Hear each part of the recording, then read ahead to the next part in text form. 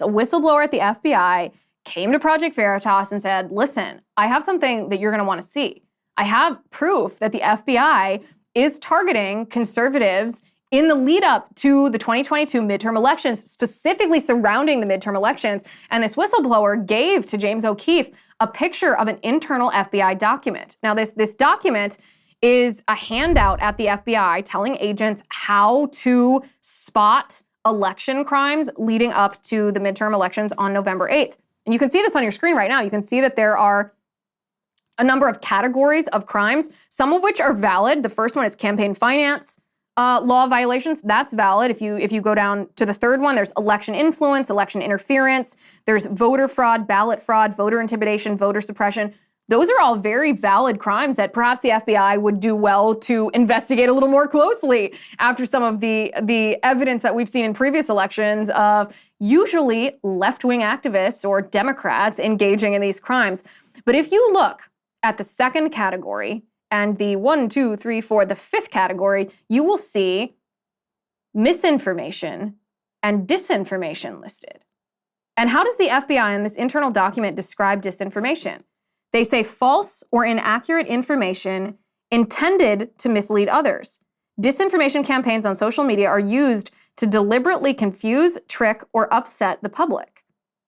Misinformation is defined as false or misleading information spread mistakenly or unintentionally. So my first question here is, who exactly is the arbiter of truth? Who determines what is true and what is not? I understand that there's objective truth, but there's also opinion.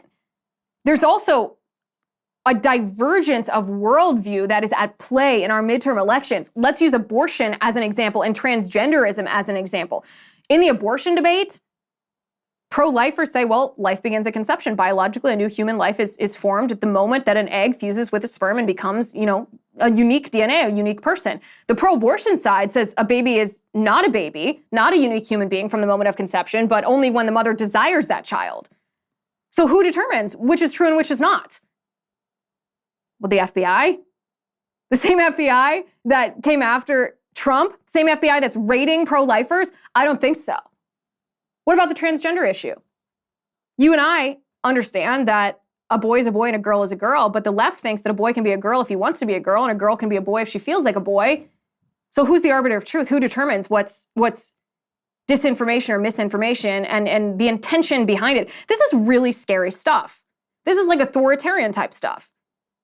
And misinformation, that you mistakenly or unintentionally spread false information, that can constitute an election crime. So basically, if you post a post on Twitter and you're mistaken about a hot button issue, or not even mistaken, you say something that the left disagrees with your definition of the word, that could cause an FBI agent to raid your home. Is that what I'm seeing here?